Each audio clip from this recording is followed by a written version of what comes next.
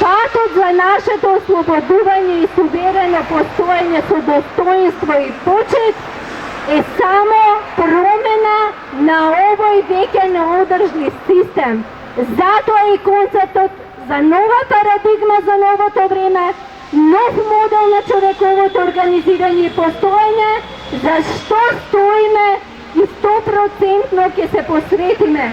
Тука се многуте програми и за социјална и здравствена заштита, со која што поединецот ќе се ослободи од сите давачки, од сите даноци, од сите плаќања за своето здравје, што е неиздржливо, што го носи во директна пропаст.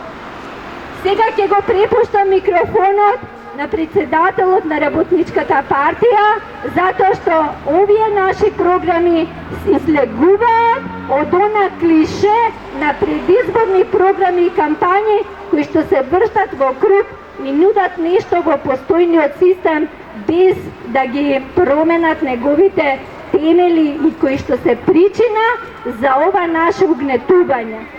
Благодарам, повелете. Благодарам.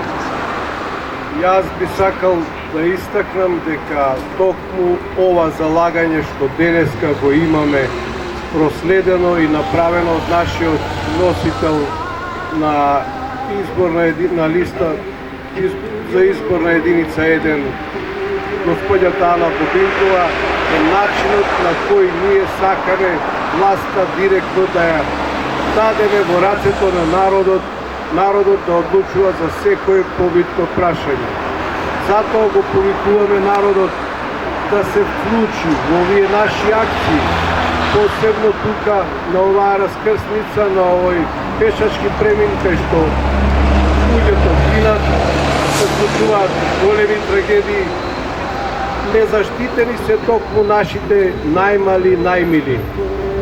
Исто така, како што се залагаме народот тука да се избори за својата заштита, за своите права, се залагаме со пат на референдумски иницијативи, кои веќе ги покренавме во претходната година и ќе ги покренуваме и во наредните години.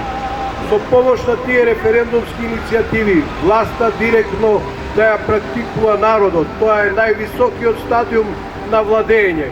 Народот да одлучува на референдум за секое побитно прашање. Референдумот нема никогаш да се откажеме и народот ќе мора сам да одлучува. Да им го земеме власта и моќта на политичките партии кои сакаат да владеат во името на народот. Благодарам. Сакам само да подсетам дека во предизборието, уште кога се собира подписи за председател, за кандидат за председател, кандидати за представници во парламентот, со независни листи и така натаму, значи се соочивме со многу нерегуларности. Тие нерегуларности сега продолжуваат и во тоа е и проблемот што овој систем сите закони што ги донесува ги прилагодува на своите потреби, а не на потребите што треба да ги имаат граѓаните и суверените кои што всушност се оние кои што владеат на некој начин, односно треба да се уредуваат и да ја имаат власта. Бидејќи овој истрошен систем, представничката демократија се покажа нефункционална, ние се залагаме за непосредна демократија, но се разбира тоа е приоден период во кој што треба нели да се дојде до таа точка.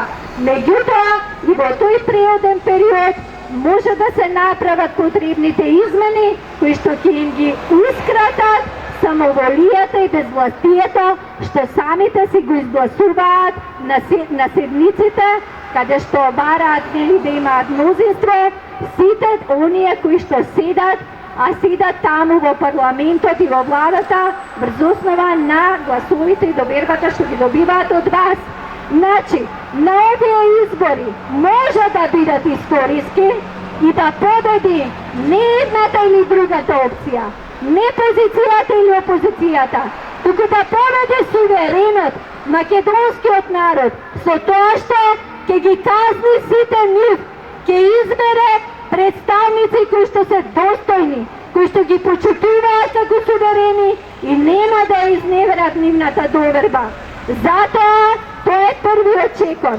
Вториот чекор е промена на сите тие законски одредби, законската регулатива, со која што најголемите партии, односно коалиции во Македонија, што преполнуваат од шупливо во празно сите овие децении, ќе не можат повеќе да си гласаат своји членови на изборна комисија, например.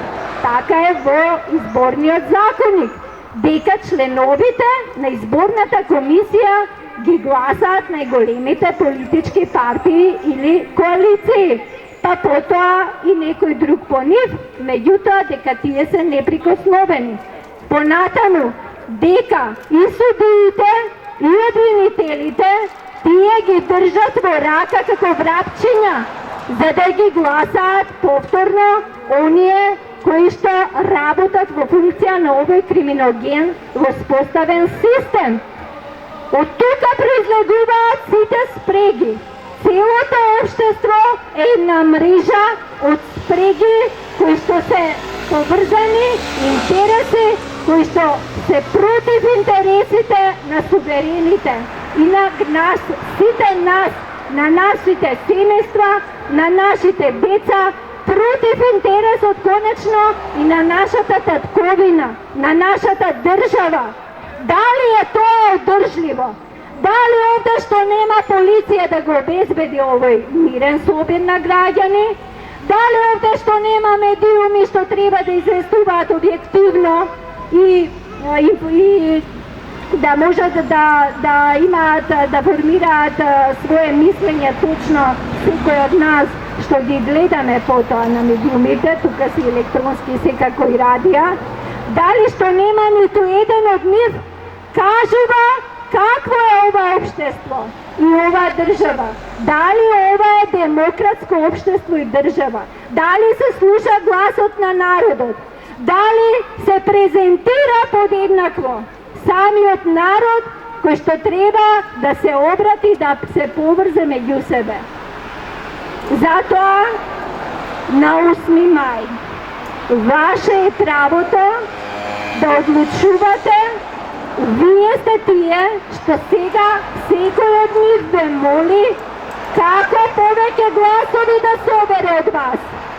Но, ако ја имаме оваа слика како денес, третманот ваков како што ние го имаме денес, и не е прв пат, го имаме наназад многу години, ќе видиме дека во вас е сега топката, во вас е изборот да се изберете 100% различни од овие сегашни и досегашни представници.